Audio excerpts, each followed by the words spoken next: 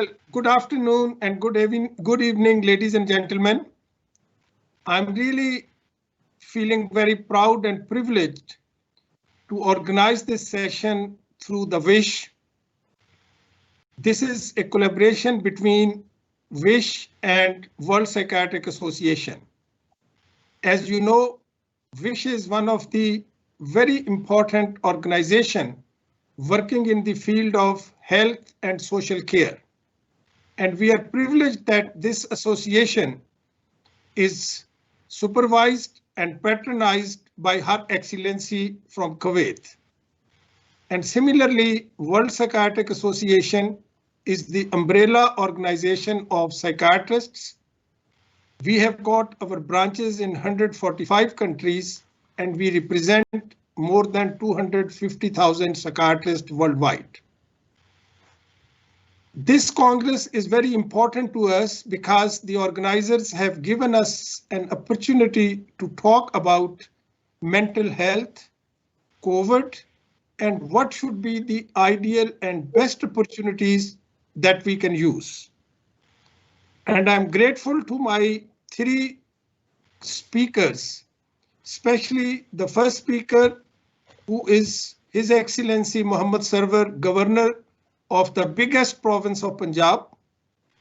Dr. Fahey Hanna is a WHO expert, and he looks after most of the disaster programs in WHO. And the third speaker is Professor Waqar Azim. He works in Qatar, and he is the lead person looking after the child, adolescent, and women services through the Sidra, Qatar. So without any further delay, let me formally introduce our first speaker, His Excellency Muhammad Sarwar. He is the Governor of Punjab, and Punjab is the biggest province in Pakistan. Chaudhry Sarwar has been a very notable and key person in Pakistan. He is the first Muslim member parliament when he was staying and residing in UK. He is from Scotland, and he also became the chair of the Select Committee of British Parliament, where he has served for many, many years. Then he came back to Pakistan and joined politics, and he also holds this unique honor to be appointed the Governor of Punjab 2 times.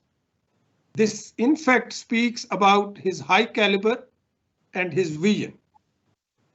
He is an extraordinarily successful businessman, philanthropist, and more importantly, a charity organizer who works for people, who works with people. He has been involved in a number of charity programs, especially in the areas of education, poverty alleviation, education, and enhancing programs for health and social care, especially in rural and deprived parts of the country. One of the greatest achievements is that during the COVID, he initiated one of the novelest ideas. He got joined the different NGOs working from different platforms under one platform.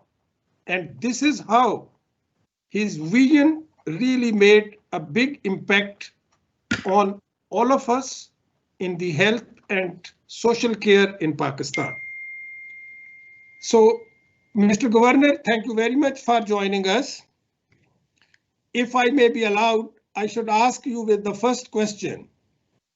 Would you please give us a brief overview what Pakistan, and especially Punjab, being the biggest province of the country, is facing this unique challenge regarding COVID-19? Thank you, brother, for very kind introduction and your good word.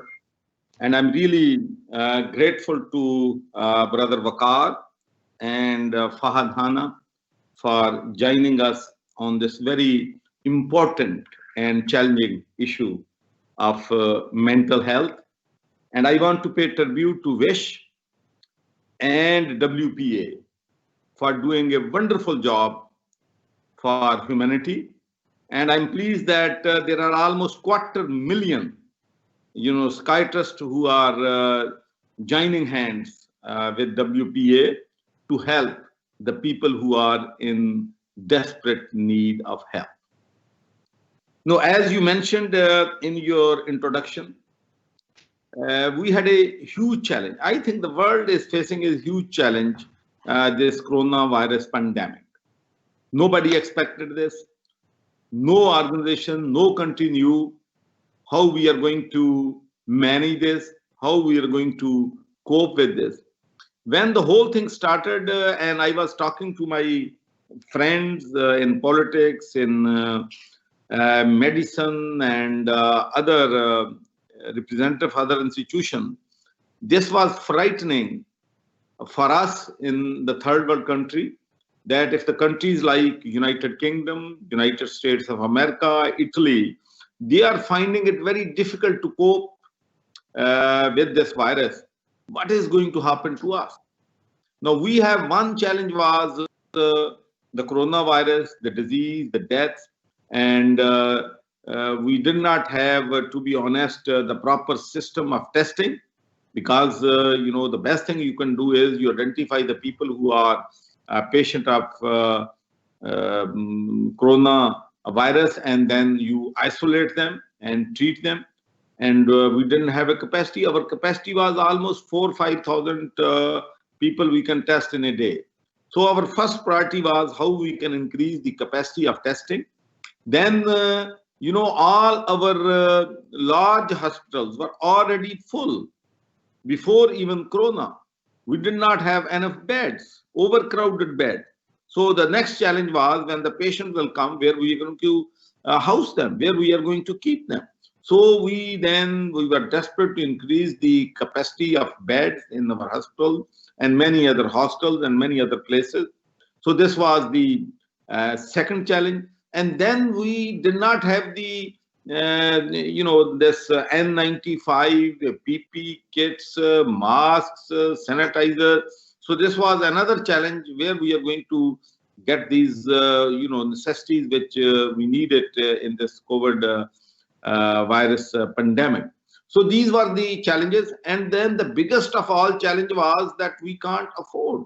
If our people became jobless, and thousands of people, not hundreds of thousands of people, became jobless when we imposed curfews and when we lockdowns and smart lockdown. So there was a huge challenge how we are going to feed them, because these people were earning their living on daily basis. And then when they stopped their daily wages, then they were unable to buy the food, and they were unable to buy, even to feed their children. So these were the challenges. Huge challenges were in front of us.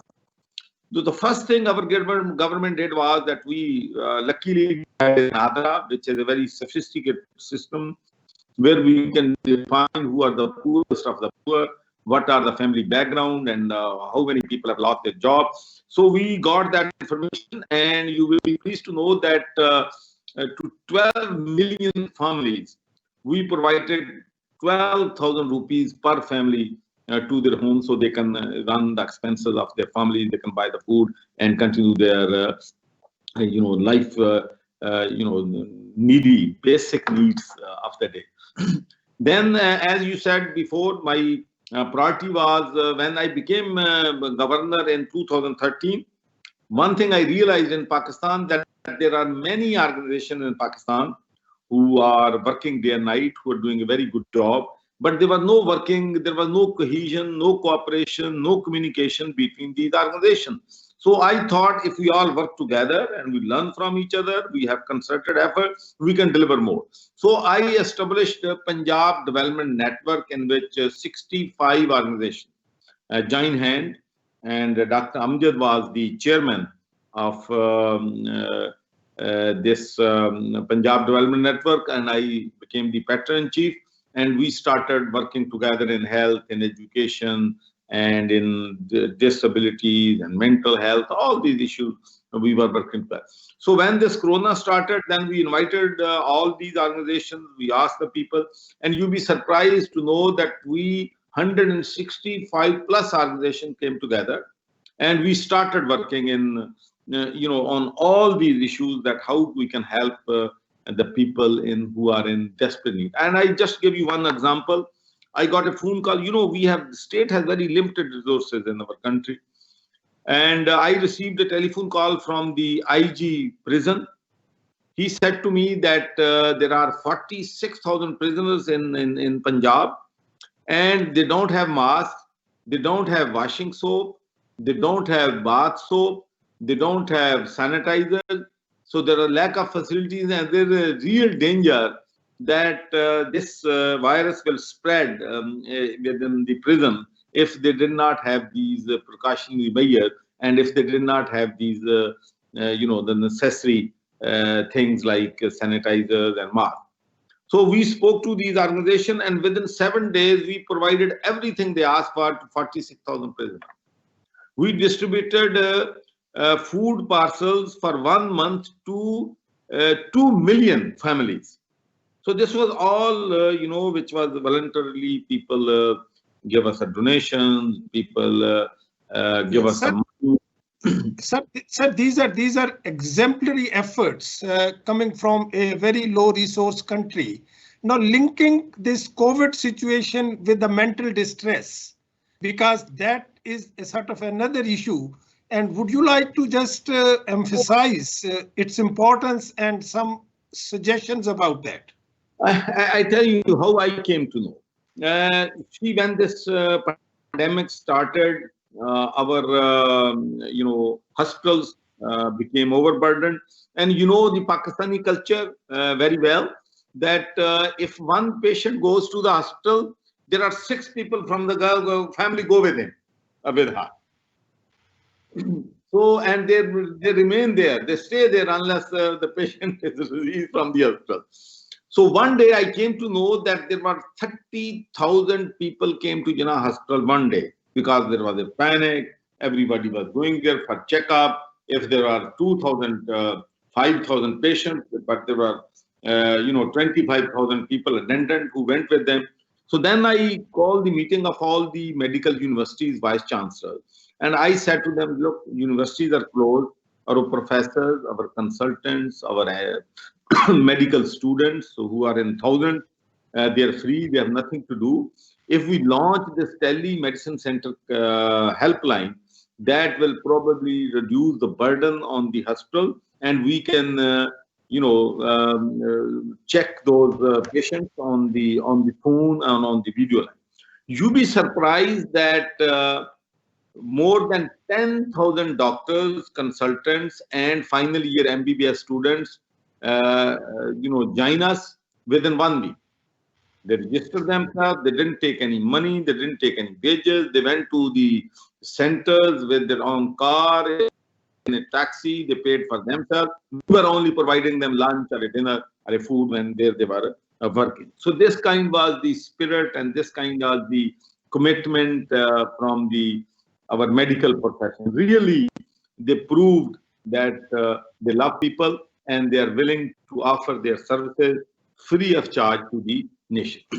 So when people started phoning us in thousands, hundreds of thousands of people phoning, we provided them the best service because the volunteers were there who wanted to help people.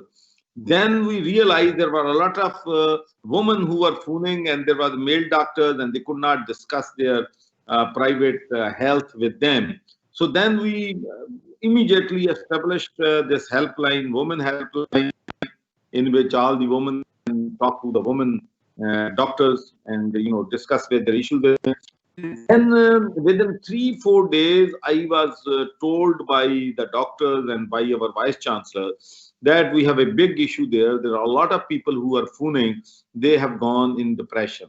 They have mental health problems because their families have lost their job, their children are sitting at home, they can't feed their families, they're going through hardship, and they need some kind of mental helpline. So the Government College University Lahore, they came forward and they established immediately with many psychiatrists sitting in a call center, and the people were fooling them and they were helping them. That experience was very successful. And you be surprised that, you know, all those people who are phoning the telemedicine helpline, women helpline, and mental helpline, only 3%, 2% people were referred to the hospital. The rest were happy on the medicine line and video line, because whatever they need help, they were given, all they were offered on the telephone. So this was very successful. And then I give it back to our vice chancellors, our universities. Our universities just started manufacturing sanitizers. They started manufacture in partnership with the industry, PPE, and you be surprised that we were self-sufficient within 3 months. All the things we were importing, we started exporting them. You know, the masks and gloves and all those stuff which we were desperately short, but within 3 months, our industry, our the technical people were able to manufacture here in Pakistan, and then I think we exported almost $100 million worth of N95 and masks and PPEs and other stuff to export to European countries. Sir, if you may also allow me, because this clearly shows that if there is a will, there is a way, and you have done it. Now, I'm getting some questions which people are very eager to know that in terms of mental health, what lesson we can learn and how you as the head of the province will help people to develop some policies on mental health for our future well-being.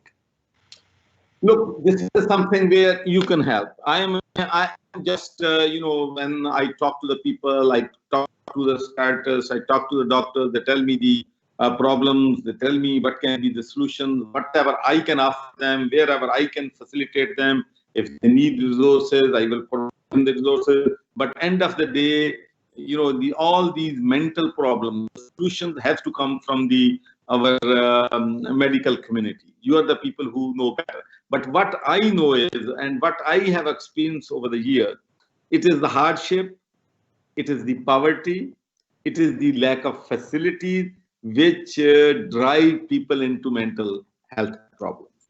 So if we... You are absolutely right.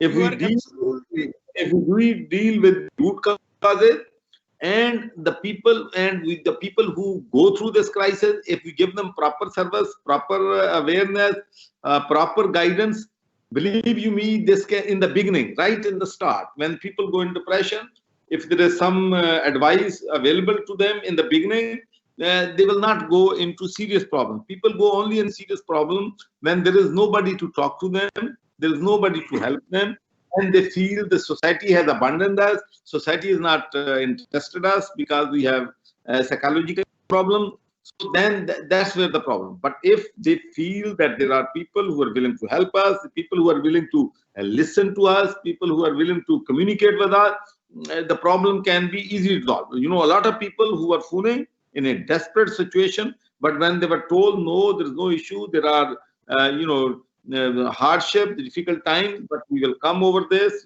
Things will go back to normal. Your children will go back to school. You will have your jobs again. Then when they have positive messages from the community, from the people around them, then things get better.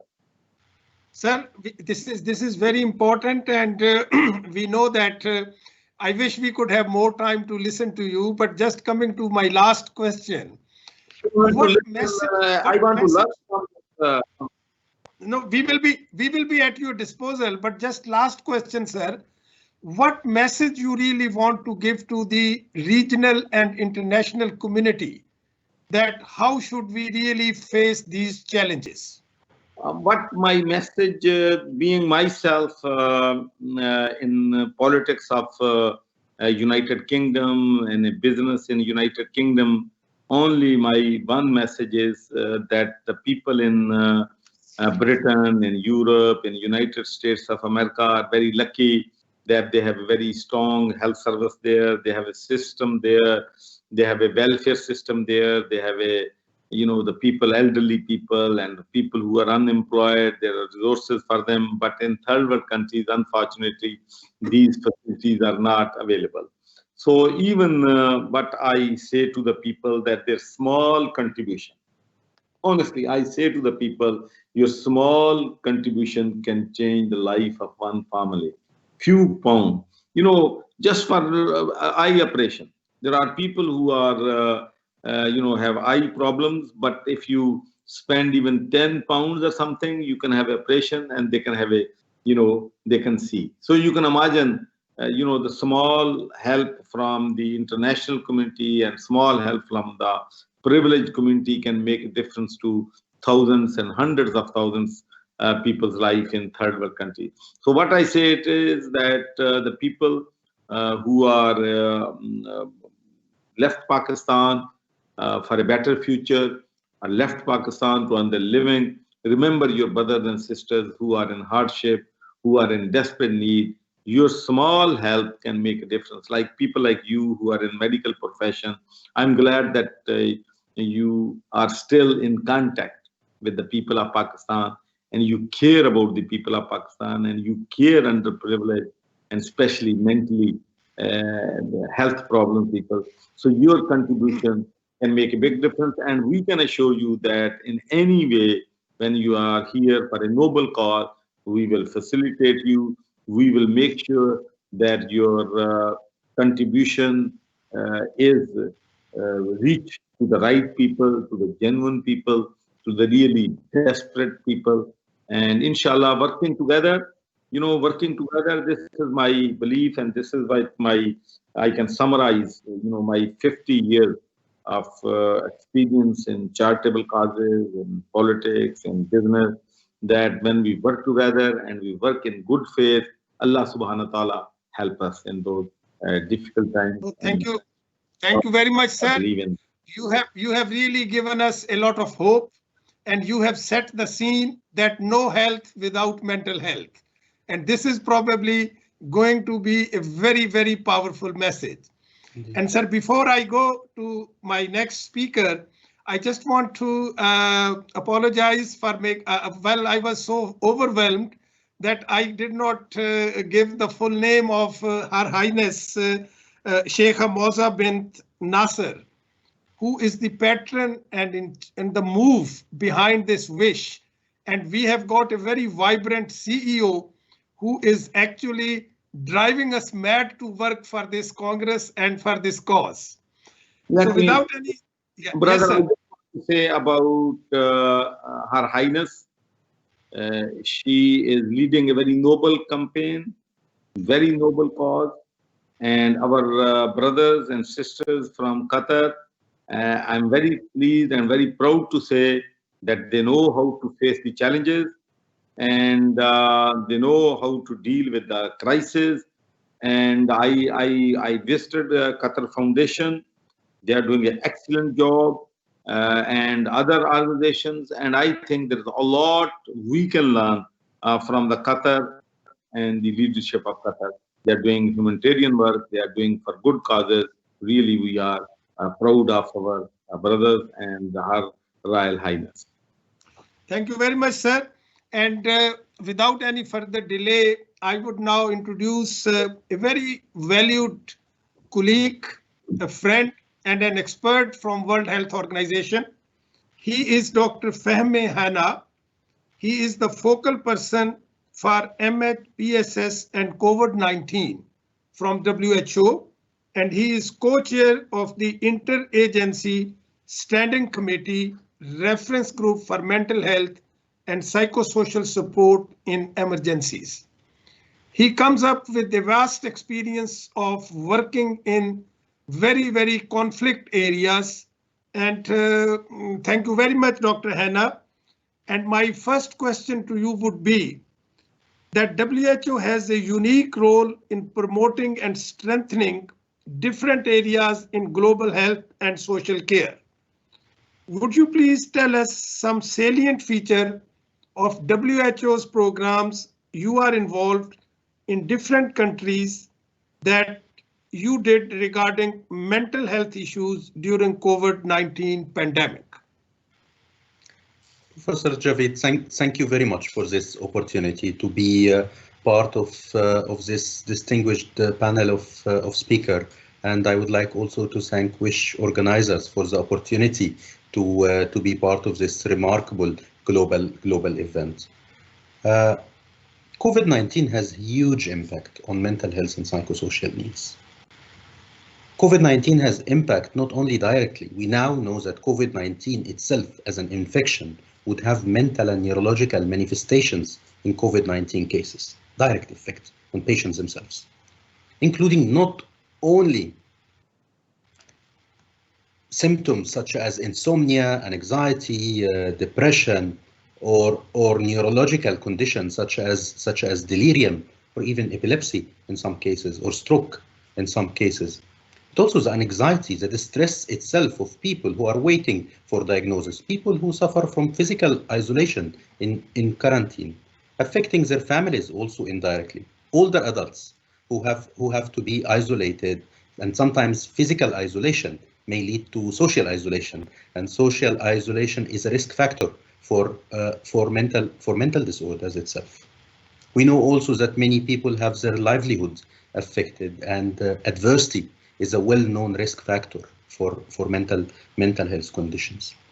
But a very important issue we noticed at WHO is the impact on services, the disruption of essential health services, including essential mental, neurological, and substance use services. Between June and August this year, we assessed the impact of COVID-19 on mental, neurological, and substance use services. We got responses from 130 countries. We found that countries responding that 93% of the 130 countries mentioned that there is some disruption in mental, neurological, and substance use services. At a time where we need scale up of these services which were already in countries have very limited investment. We know that most governments in the world spend 2% only of their budget on mental health. In some places, these services are scarce and rare with very limited human resources. 93% of countries responded that there is disruption. There are some good news in this survey. Countries are coming back to us and say 89% of governments have included mental health and psychosocial support as an integral component of their COVID-19 response plan.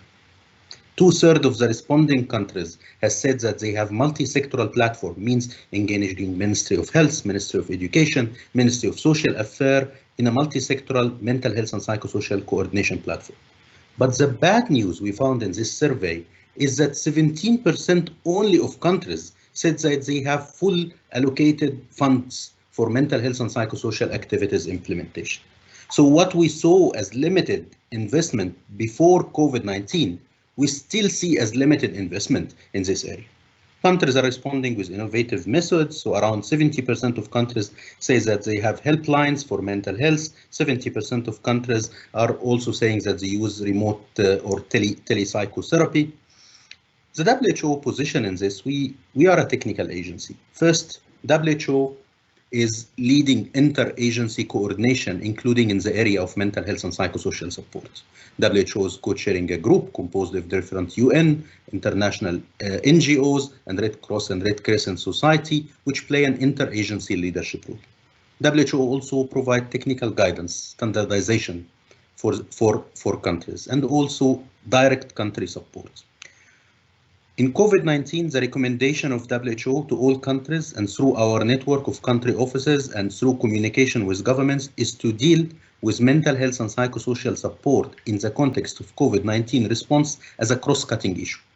Means that it is an issue of relevance in risk communication, an issue of relevance in clinical management, an issue of relevance in staff support, duty of care for responding health officer, even at points of entry. It is a cross-cutting issue within health sector and a cross-cutting issue across health sector.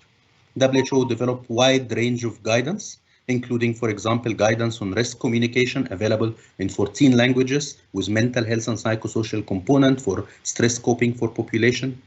WHO also developed a briefing note with set of activities. We developed it very early in the response in early February, adapted from our response to Ebola, building on learned lessons from such a huge public health response. This guidance is available in 25 languages. Guidance also on operational consideration for multi-sectoral mental health and psychosocial services continuation during COVID-19 response, available not only for health sector, but for other sectors, available also in numerous languages, and guidance for all COVID-19 responders on integrating set of basic psychosocial skills in their day-to-day response. When I say COVID-19 responders, I mean all essential workers, not only health workers, but there is a rule when we build the capacity of those who work in grocery stores, those who work in social sectors, in nursing homes, those who work in food distribution services, in law enforcement. If we build their capacity how to deal with kindness, with respect and dignity, and take care of basic psychosocial skills, there is a lot we can do. This is also available in more than 25 languages. But Dr. Hanna, sorry for interrupting you. We know that WHO is a major player in this field. Would you please advise us, especially for the low and middle income countries, that how can we bridge the gap between mental and physical health linked to the adversities, poverty, and especially these disasters? Professor Javid, I can respond by giving some concrete examples from work we have seen during the COVID-19 response and also even before the response. I give you the example of Syria, where many actors, including WHO in the northwest of Syria, in Idlib and around, in collaboration with Qatari Red Crescent and other organizations working in Idlib and around, was able to scale up mental health services not only in very limited human resource settings, but also in a place in the middle of war. Syria, classically, before 2011, was a country where mental health services is around only psychiatric institutions, all the asylums, and only 2 of them, one found in Damascus, one in Aleppo, and no mental health integration at 2011 in any primary health care facilities, no integration into general health care. Through a program that was built by WHO and partners, massive scale-up happened in mental health services in Syria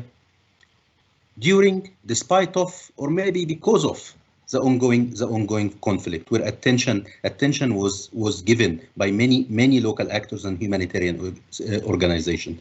So Syria moved from a country having services only in Damascus and Aleppo to having mental health services integrated in primary health care in 13 Syrian cities, including in Idlib, which classically had before 2011 no mental health service. Through building the capacity, task sharing in countries with very limited human resource, where we have very small number of psychiatrists can supervise and build the capacity of general health care workers. There are many other examples. A guide developed by WHO on stress coping, self-help, evidence-based, that when people are used it with supportive care from community worker can help people in alleviating stress. It was tested among South Sudanese refugees in Uganda. South Sudan, classically a country with extremely limited resources. Country in the size of France have only 2 psychiatrists for 12 million people. So we are talking about 1 psychiatrist for every almost 5 to 6 million person. For a person to receive service, sometimes they need to travel more than 1,000 kilometers. So you need innovative method, how to cover a country like this. So a tool such as WHO Stress Coping Guide, evidence-based, where people through community worker can learn methods to self-help when they are in times of stress, was tested and scaled up in Syria, in Ukraine, and in Uganda and in South Sudan. Dr. Hanna, you know that WPA and WHO are jointly having collaborations in terms of improving the mental health services. So I really look forward to the important role of WHO, especially in policy making, in developing preventive strategies, and more importantly, as His Highness the Governor of Punjab was mentioning, that how can we link the mental health of physical well-being with the people at a grassroots level. So we hope that we will certainly get your personal attention and personal support to all of us. Professor Javed, we look forward to working with you. Yeah, thank you very much, sir. And as we are just have another 10 minutes, may I request Professor Waqar Azim, who is an internationally recognized academician and healthcare leader with Sidra Medicine and West Cornell Medical College in Qatar. He and his team has played an instrumental role in establishing child, adolescent, and perinatal psychiatry services in Qatar from the scratch.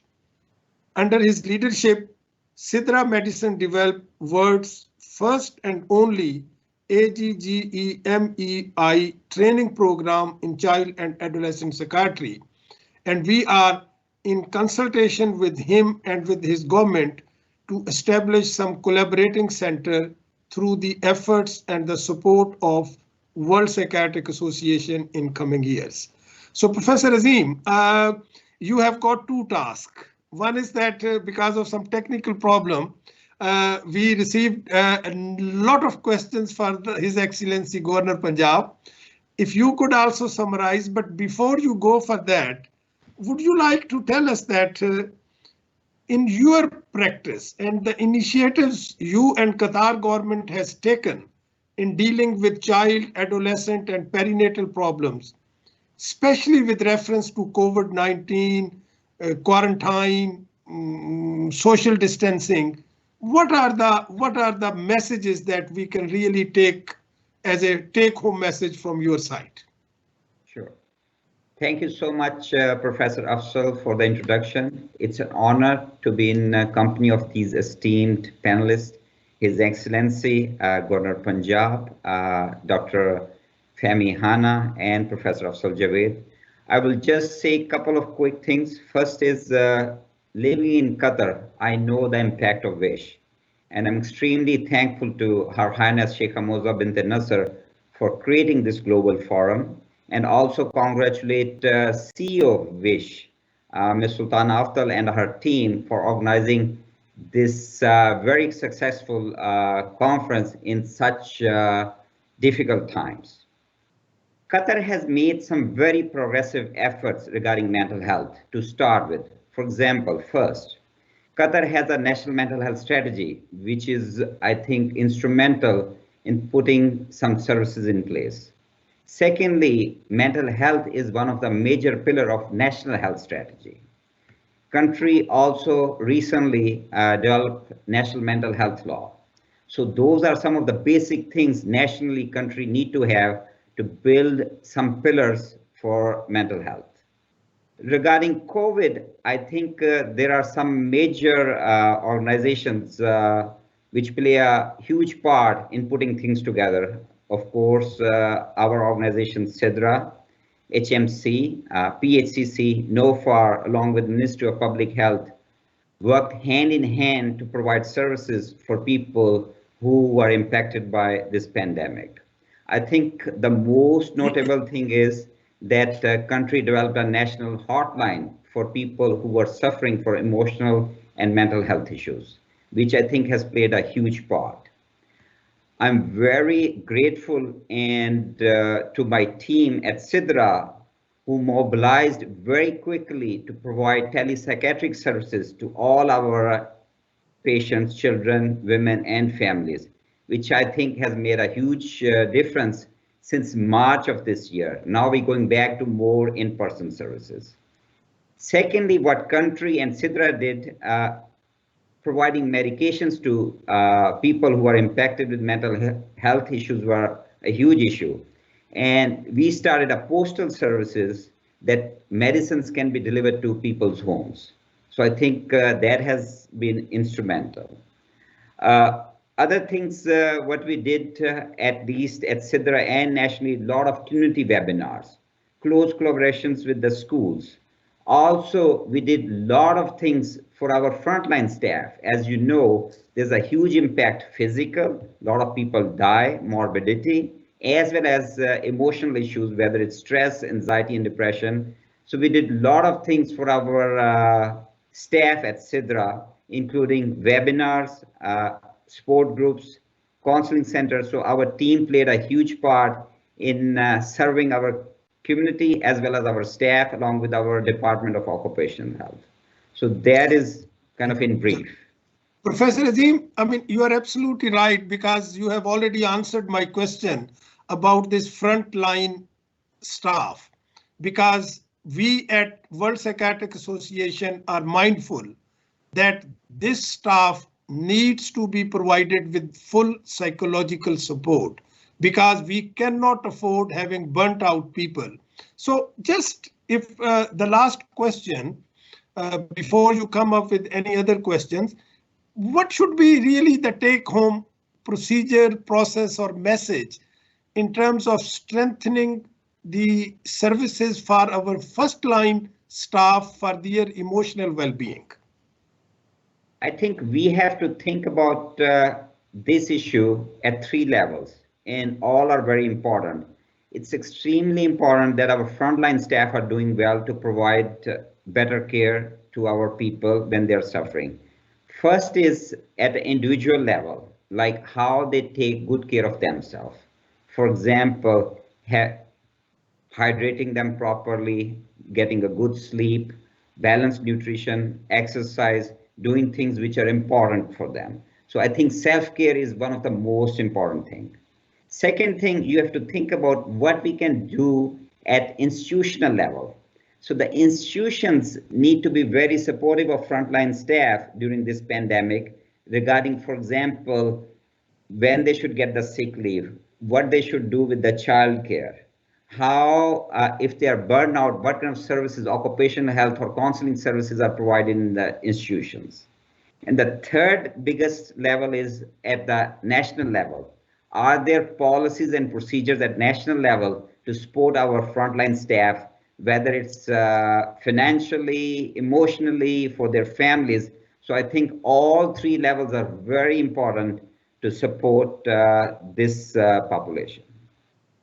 Well, thank you very much, Professor Azim. We have left only with 2 minutes. Anything you really want to ask from His Excellency or Dr. Hannah at this stage, because you are also one of the organizer of this session? Right.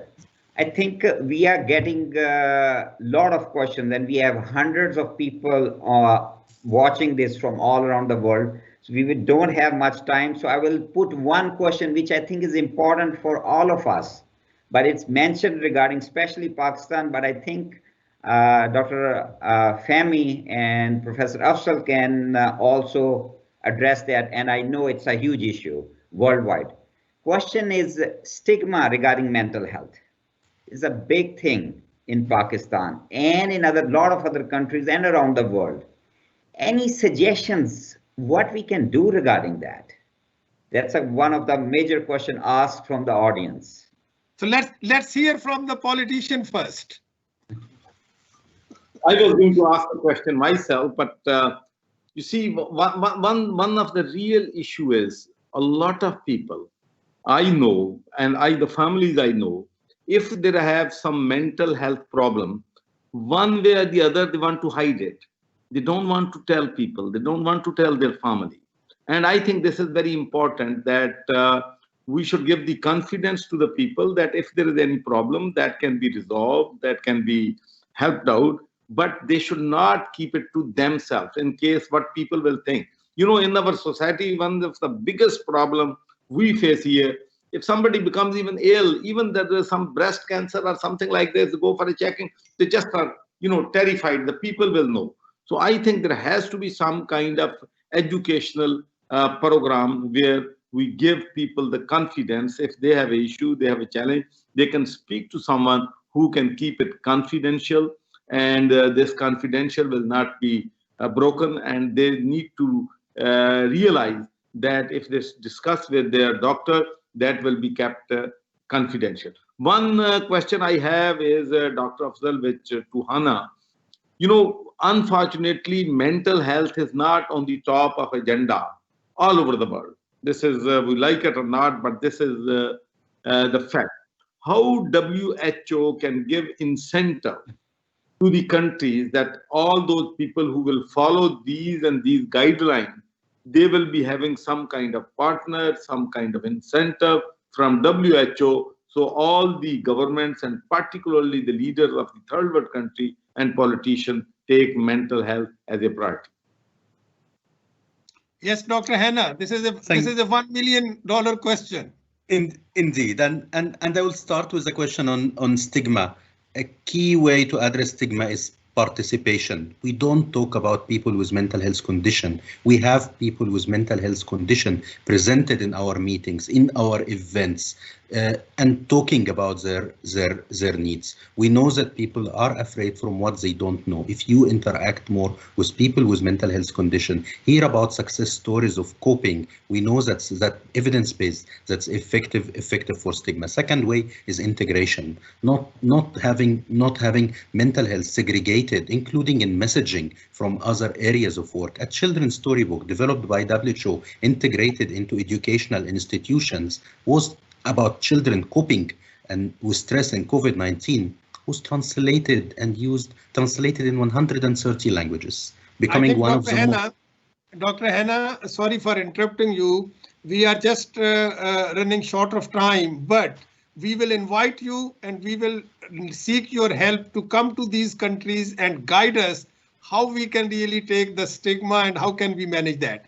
So, sir, with these words, I'm really grateful to Your Excellency Chaudhry Sarwar Sahab, Dr. Hanna, Professor Azim, and more importantly, once again, the organizers of this WISH Congress, particularly Her Highness and the CEO of the WISH.